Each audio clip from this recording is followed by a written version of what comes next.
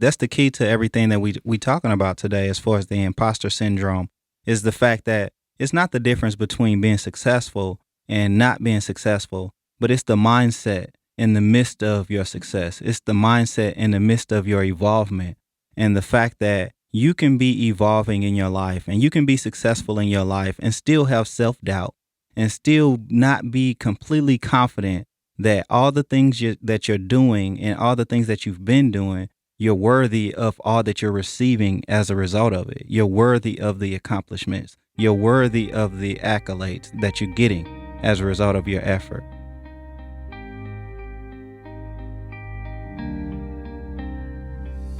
Hey there, it's me, Rainie Howard, and welcome to this special episode of the Rainie Howard Show.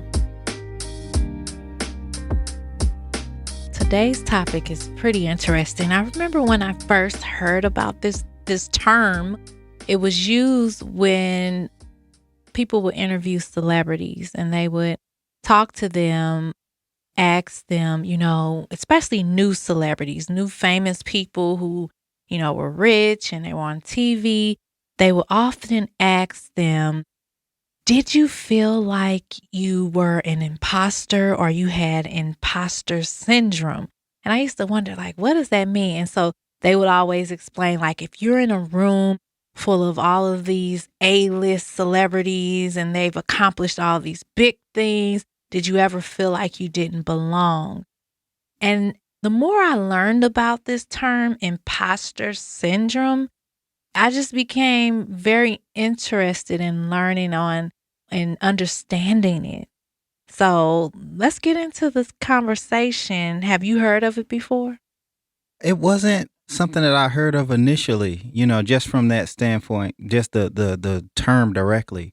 But I have heard different examples, different situations where people question themselves being in different rooms and different environments. So I have heard of the definition of it and the discussion of the topic more or less than just the word itself, the statement itself.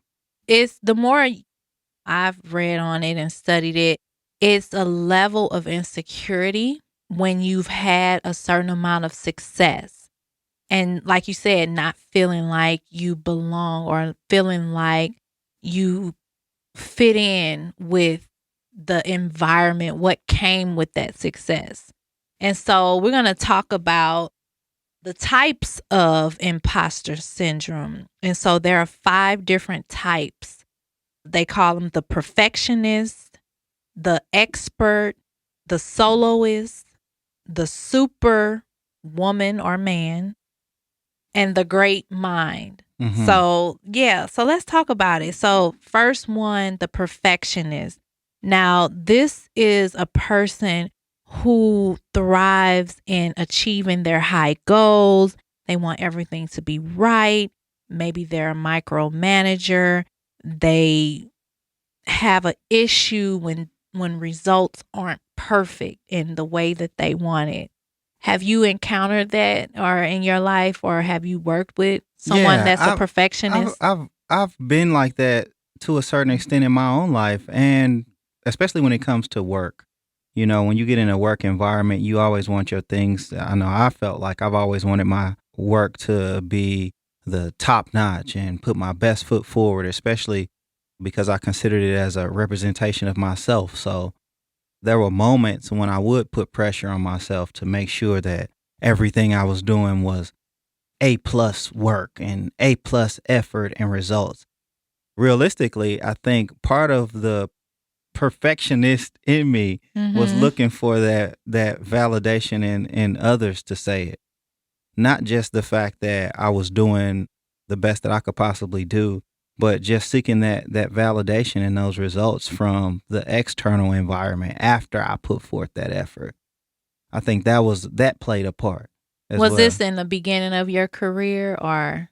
I think it was throughout my career, because I think I've always looked at my work as I want to do the best possible work, and I want it to be pleasing to the person, the client, the manager, whomever I'm delivering my services to. So do you think you still have that with you now as a perfectionist? You want that? I think that I still have moments where I look at my work and I'm doing the work to the best of my abilities.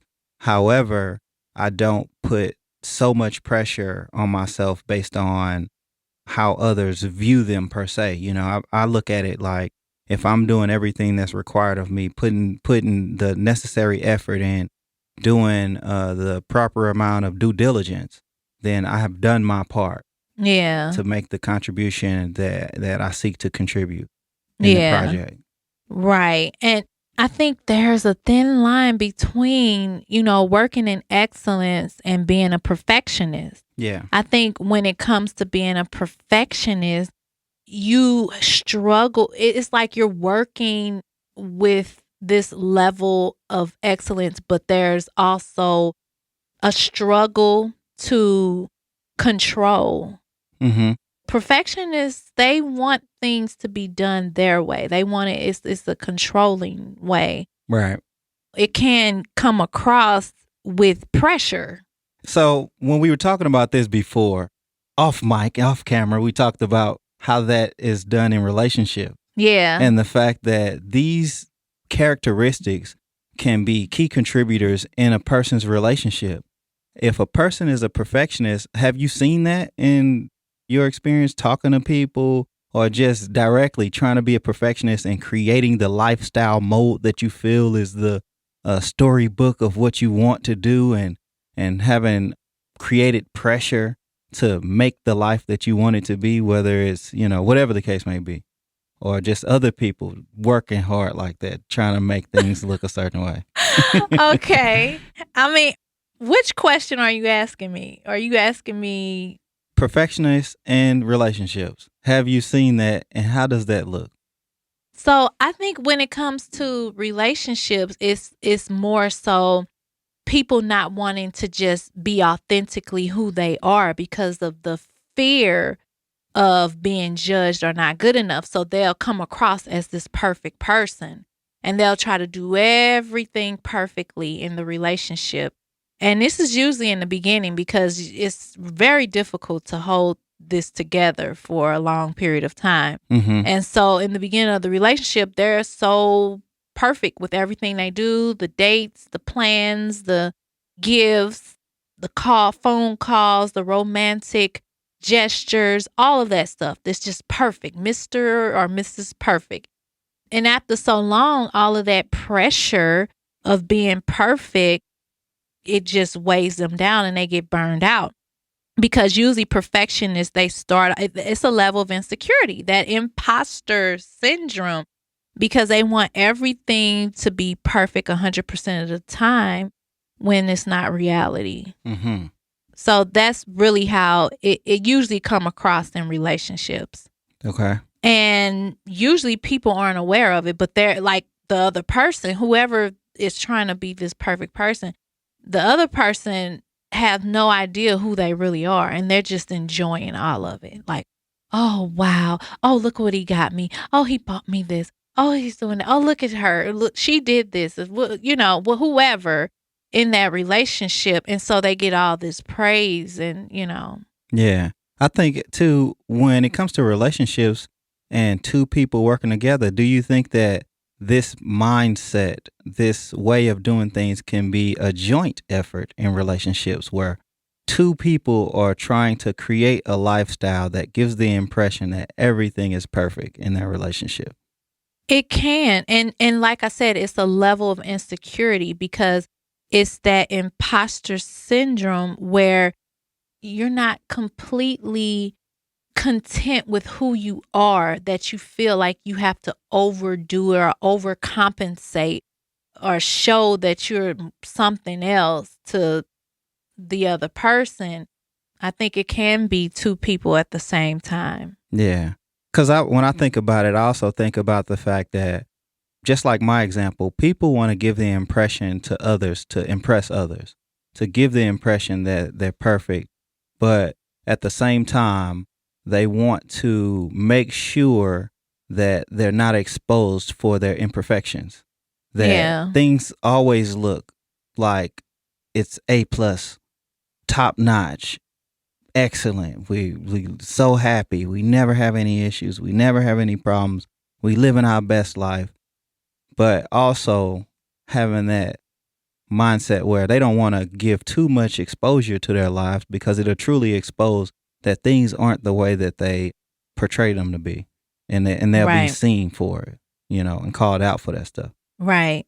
That leads me to the superwoman or superman where they come across as having it all together, really competent, figuring it all out. They can do all things really easy and really well. I am super mom, I'm super wife, or super girlfriend, fiance, or whoever. And so they come across trying to do and be everything. Mm. And it depletes you. Yeah. And so you end up feeling like you're exhausted and you feel like you're not being true to who you are. Yeah. If you're listening and you're dealing with this, here are some things you may want to consider. Maybe you want to ask yourself, do you stay late in the office and work really, really late than the other people that you work with? Are you the one that's willing to take on all the work? And or in the relationship, maybe you're the one that's doing everything. You're planning the dates. You're buying the gifts. You are paying the bills, and you're just overcompensating, right? The whole entire situation. You may be dealing with this imposter syndrome of being the superwoman or the superman and feeling stressed because you're taking on so much. Yeah, and being that way can create self-doubt when things don't always work out the way that you expect them to. I think in this mindset and the superwoman, the superman, if you're experiencing life where you feel like I'm more than capable of doing everything I desire to do, I should be able to do this effortlessly and easily. And if you're not doing them that way, if it doesn't come across to you that way, then you start developing self-doubt and you start being concerned within yourself, even if you're getting the results that you desired, but because they didn't happen as quickly as you wanted them to, or because there were a lot more challenges that you have to overcome that you didn't expect in advance, you start questioning yourself. You start questioning your competence. You start questioning your strength. And that can also be something that holds you back, that challenges you in continuing to move forward, in your life. Yeah. Another thing to consider is, do you put your own hobbies, your own desires on hold just so that you can fulfill the needs of others? You put yourself on hold because you like I was saying, when you're superwoman, when you're the one that's accomplishing and making it all happen and you're doing it with every strength you have, you're left depleted. Yeah. So I can say I was once in that spot. I remember being in that place where I tried to do it all and take on everything and really feel like I needed to become someone I wasn't. And I really didn't give myself the, what am I looking for? I didn't give myself that opportunity to say, hey, you can rest, do something you like, enjoy yourself. Enjoy your life. What do you want to do? I didn't do that. I was so focused on making sure everybody else was okay. The kids good. Okay, I got to make sure. Okay, you good. My husband good. The business good. The clients okay. And I felt myself just worn out and just trying to do it all. That kind of ties into the other description of the imposter syndrome, which is the soloist. Oh, yeah. The individual who feels like they have to do it all by themselves. And the fact that it can be done through their own strength without any help from anybody else. Oh, yeah. Even if they're in a position where they need help, they don't communicate it because they feel that they have to be the one to get the job done. Yeah.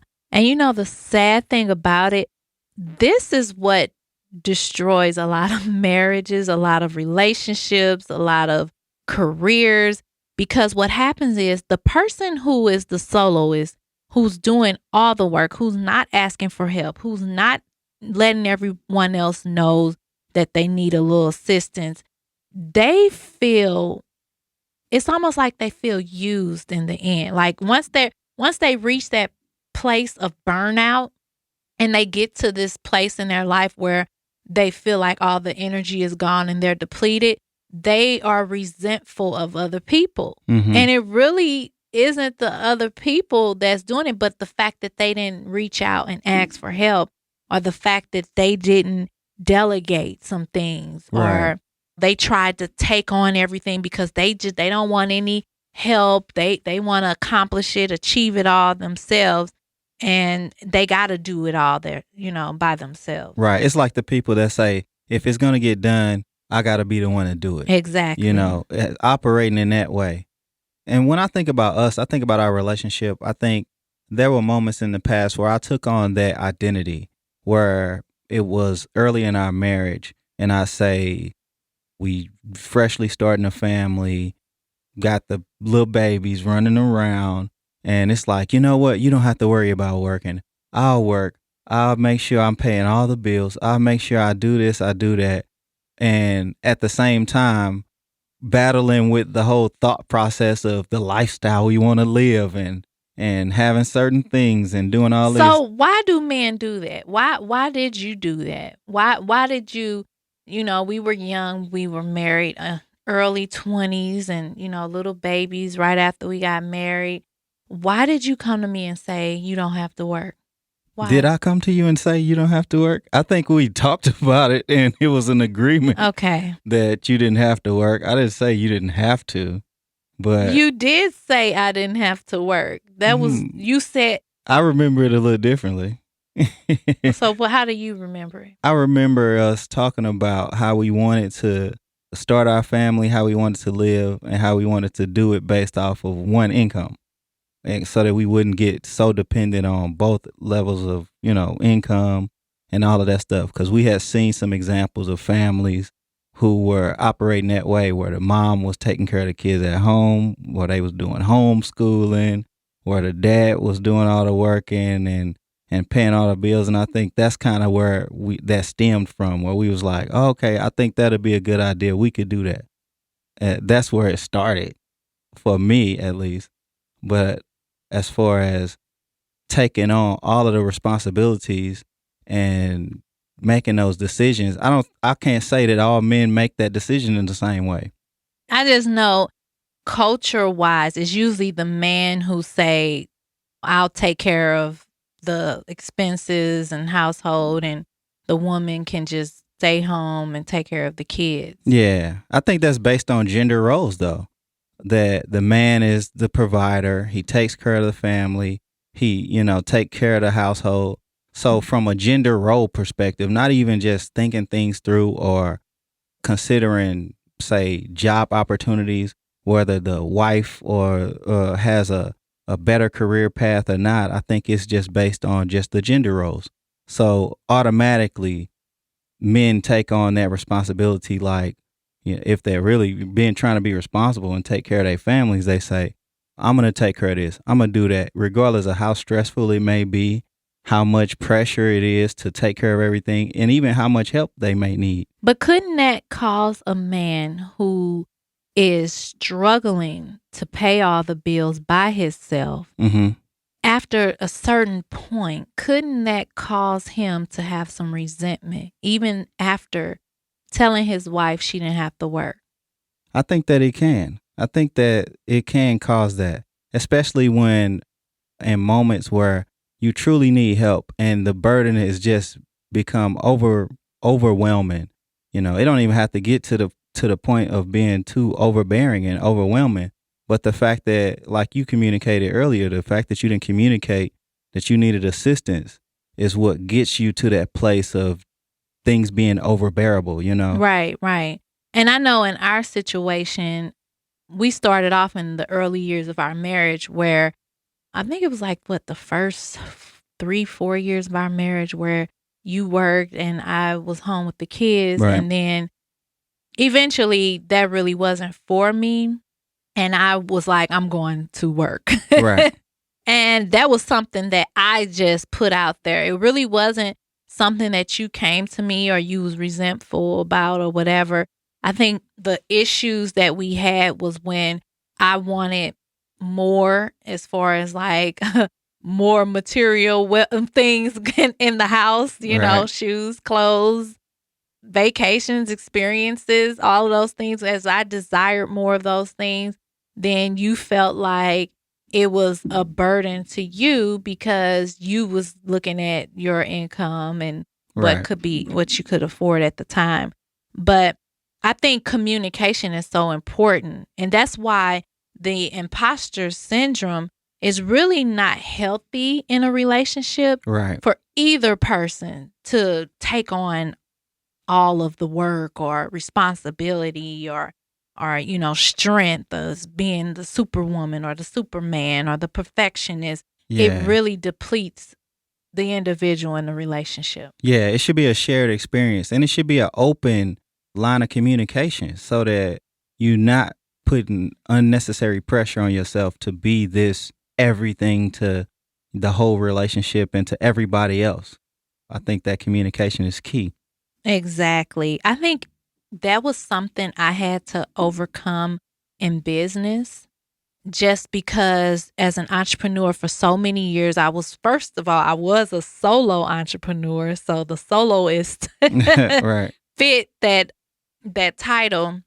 But I was a solo entrepreneur for so many years. But then when my business began to grow and evolve and expand, and I started hiring a team and hiring more people, I had to learn how to delegate and to trust and to let go and to even promote and hire and pass on tasks to different individuals in the business that I was over and I Mhm. was so used to doing, even though it wasn't my expertise, Yeah. like for instance, finance, working on, Counting. accounting work. Exactly. Doing accounting work, which is something that didn't always bring me joy, but Mhm. passing that on when you became full time on business, it was just like, oh, that really helped me tremendously. And I didn't realize what I was doing to myself by trying to take care of everything on my own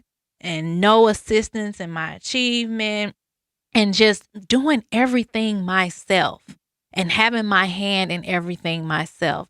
I am so much more free and at peace and at ease just from letting go of all of that. Yeah, and I think that's the key. That's the key to everything that we talking about today as far as the imposter syndrome is the fact that it's not the difference between being successful and not being successful, but it's the mindset in the midst of your success. It's the mindset in the midst of your evolvement and the fact that you can be evolving in your life and you can be successful in your life and still have self-doubt and still not be completely confident that all the things that you're doing and all the things that you've been doing, you're worthy of all that you're receiving as a result of it. You're worthy of the accomplishments. You're worthy of the accolades that you're getting as a result of your effort. Before we go any further, I have a question. Are your fears attracting toxic relationships? Your outward appearance may show confidence, but on the inside, are you insecure? Do you struggle with your desires to please people and gain their approval? Your fears may be leading you into unhealthy relationships. If you can relate to this, you may want to read my book, You Are Enough: Overcoming People Pleasing and Emotionally Unavailable Relationships. Get this book at realloveexist.com. Life has a way of confronting you with the same things in new packages just to see if you've learned anything. Often after you end one toxic relationship, another one comes around the corner with a different name and story. You'll eventually have to deal with the roots of your heart that you're attracting these toxic relationships. Read more in my best-selling book, You Are Enough. Is it real love or your need for validation? Overcoming people-pleasing and emotionally unavailable relationships at www.realloveexists.com. I had a lady contact me and she told me, for years she was in a terrible relationship and she ended that relationship. She said, now I'm happily married. Things are so amazing. But she said, I just keep thinking that it's too good to be true and something is going to happen. And she said, because she wasn't used to having such a loving relationship. And that's what sets in the imposter syndrome, is that level of success. Once you get to that level of success, whether it's in your relationship, in your career, in your business, in your health, whatever, you can begin to, it's like sabotaging yourself. Yeah. And you start to think, oh, well, okay, well, I need to be perfect, or I need to make sure that I'm the best at this and I need to do this. And so you get out of just the natural flow of being you and being authentic and just enjoying your life. And you get into this pressured field, stress of trying to be a perfectionist and the superwoman and the soloist. Oh, I got this. I can handle it. And you take on so much and it stresses out the entire relationship. Yeah. And I think too, in combination with all of it, being able to communicate, that's one key, but also having a heart of gratitude, just a heart of gratitude, not just for what you already have, but for what you're believing for, what you believing that you're going to accomplish. Having that heart of gratitude prepares you for the feelings that come with all the accomplishments you seek to do, so that you don't have a moment to feel bad, because that gratitude that's set into your mind already let you know the feelings of accomplishment, the feelings of worthiness, the feelings of you are enough, and the thankfulness of everything that comes your way. But having a heart of gratitude is key too. That is very key. It's in any level of success. Instead of focusing on, oh, what could go wrong or where things could be headed down the line or whatever, being grateful, that can shift the entire experience, whether it's in your career, in your relationship. Just you getting to a place of being grateful for the level, for the accomplishments, for the people you have around you, for all of the experiences and joy and all of that. Everyday life, moment to moment, just finding a way to say, I am so grateful. I'm so thankful. It makes a world of difference. It actually helps you to continue to evolve yourself into even higher levels and experience life on a greater scale, in every area of your life. Yeah, I definitely agree with that. Okay, so the expert is another type of the imposter syndrome. This is a person where everything, you got it all figured out. You know it all. You don't need no help. You don't ask for advice. You have it together. Now, this is a big issue because a lot of times people can be really going through in their life. And instead of reaching out for therapy, reaching out to get some assistance, a mentor, a coach, talk to a friend, they'll try to hold it in and figure it out. And that's the expert type in the imposter syndrome. Right. Because they don't want anybody to know that they're hurting. They don't want anyone to know that they're weak. To go and to ask for help feels like weakness. But they don't understand how much they're hurting themselves by not doing that. Right. And the ultimate display of confidence is the willingness to go out and seek the help that you need. Sometimes that can be a stretch and that can be a challenge, but you got to stretch yourself and push yourself, because these things that we're talking about, they're not uncommon. They're not as individualized as they may seem. You may think that you're the only one experiencing this, but there are so many people experiencing this, and to the root of it, it deals with your level of confidence. And if that's something that you're dealing with, you truly need to seek that assistance, that help, that therapist, that conversation that can help you overcome and get past those things. I'll never forget the difference in between growing my company. I remember, for years, for a good, 5+ years, I was at a certain level in my business. And it wasn't until I start hiring mentors and business coaches that things just took off. I remember the first year I started doing that, my business grew over 1,000%. And so I just saw the difference. And really, that was me dropping that title, that expert imposter syndrome that I had to be the expert and to know it all. And if I didn't know it, well, I could figure it out myself and I don't need to pay money to do it. But just to be willing to invest in the knowledge and connect with the people who had the knowledge, which required me to invest and invest in coaching services and things like that. And I saw a huge difference. Yeah.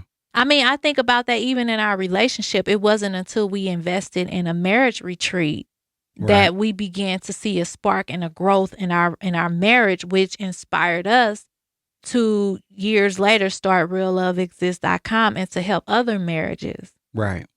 It wasn't until we actually went to seek the advice, the help, drop the expert, Right. Once we got past that and realized it took an extra step on our part. Because I believe really a lot of people have that mindset. Oh, I can figure it out on my own.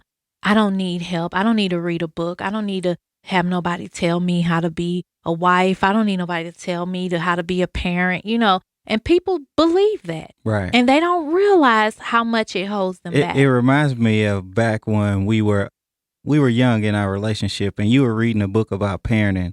And I can't recall who it was, but somebody had came to you and said, you trying to learn how to be a parent by reading a book or something like that, right? Yes.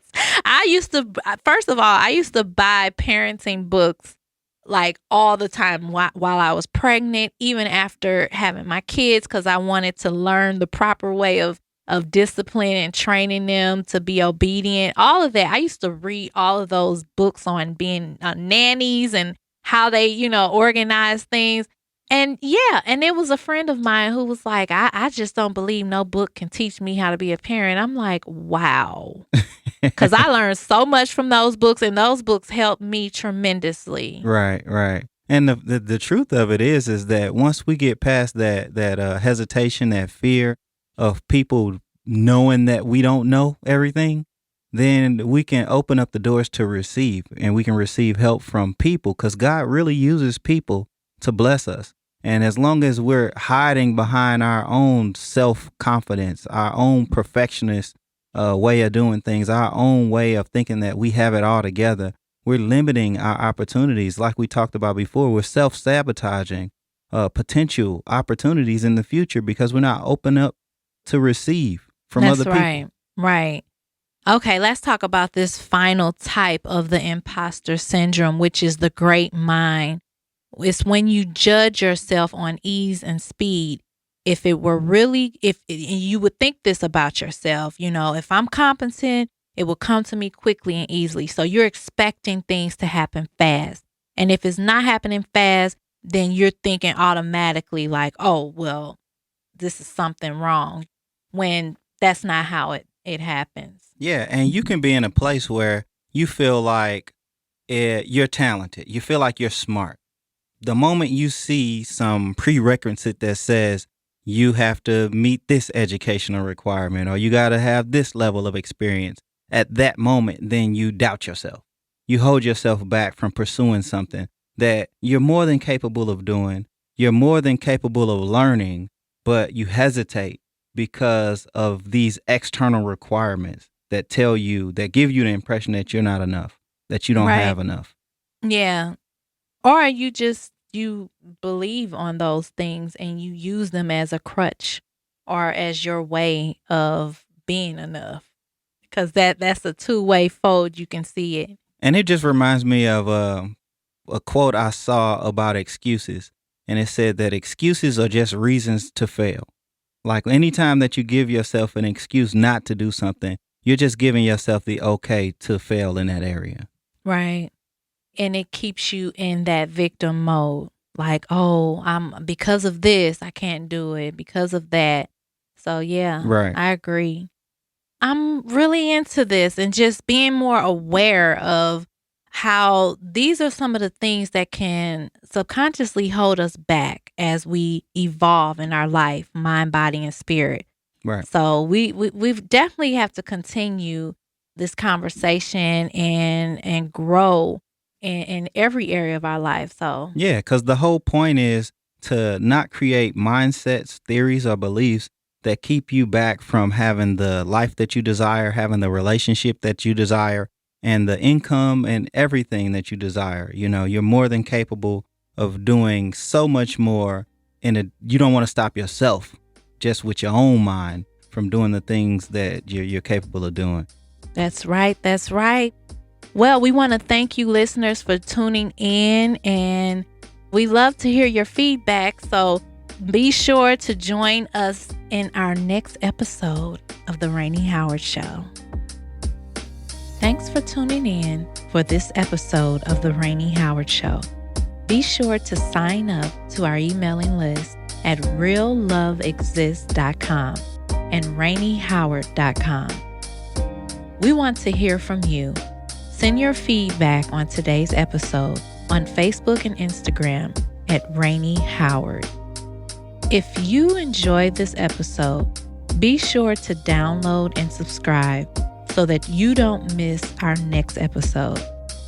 Thanks so much for listening, and I look forward to connecting with you in our next show.